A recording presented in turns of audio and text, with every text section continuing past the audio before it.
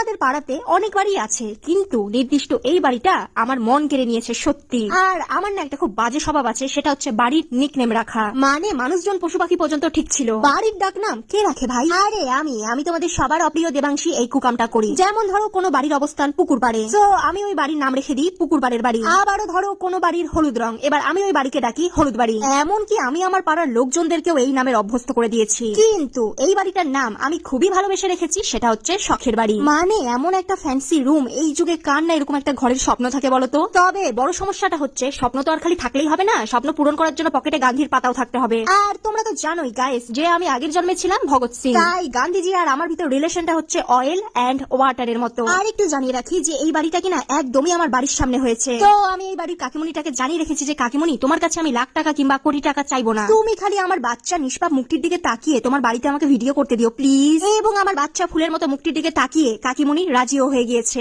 আর এই বাড়িটা যখন করা হচ্ছিল কিনা, এই বাড়ির কাকিমণির কথা আমার মা আমাকে বলছিল যে কাকিমণিটা নাকি খুব ভালো, মানে খুব সরল সোজা মনে। তবে আমি সে সময় এই কথা বিশ্বাস করিনি, উল্টে আমার মাকে ধমক দিয়ে চুপ করিয়ে বলেছিলাম, তোমার কাছে তো সবাই ভালো, এমন একটা মানুষ তুমি যে কালোতেও আলো দেখো। তবে আজকে এই ভাইয়ের ঘরটা নিয়ে, মানে আমি এখন যেই ঘরটাতে আছি, এই ঘর নিয়েই কটা কথা বললো, ঠিক আছে, যেগুলো শোনার পর কাকিমণির প্রতি রেসপেক্ট আমার সত্যি বলছি হাজার গুণ বেড়ে গেল। তো কাকিমণি আর কাকুর থাকার ঘর হচ্ছে এটা। এবার আমি কাকিমণিকে ইয়ার্কি করে জিজ্ঞেস করেছিলাম যে ভাইয়ের ঘরটা এত সুন্দর করেছো ভাইয়ের বউয়ের জন্য নাকি? এই কথার উত্তরটা কিছুটা এরকম এসেছিল যে একটা মেয়ে যখন আসে কিনা তার শ্বশুর বাড়িতে, সে কিন্তু বাপের বাড়ির সমস্ত আদর শখ আহ্লাদ প্রিয়জন সব ছেড়ে আসে। এবার সে আসার পরে দেখা গেল যে সব থেকে ভালো ঘরটা আমরা নিয়ে নিলাম, আর যে সব ত্যাগ করে আমাদের জন্য আসলো তার কপালে গিয়ে জুটলো সব ভালোগুলো বেছে নেওয়ার পরে যে খারাপ জিনিসটা পড়ে থাকলো সেটা। এবার শেষ বয়সে কি বলতো, ওই ছেলে আর ছেলের বউই কিন্তু ভরসা। এখন যদি ছেলের বউ কানাখড়াও হয় কিনা, সে কিন্তু এটাকে আর ভালো চোখে নিবে না। অতএব ছেলে এবং ছেলের বউ দুজনের মনেই কিন্তু ইচ্ছে আসতে বাধ্য যে আমাদেরও একটা শখের বাড়ি হোক, আমাদেরও একটা মন মতো ঘর হোক। এর ফলে কিনা জীবনে খালি বাড়িটাই থাকবে, আপনজন আর প্রিয় মানুষ বলতে কোনো কিছু থাকবে না।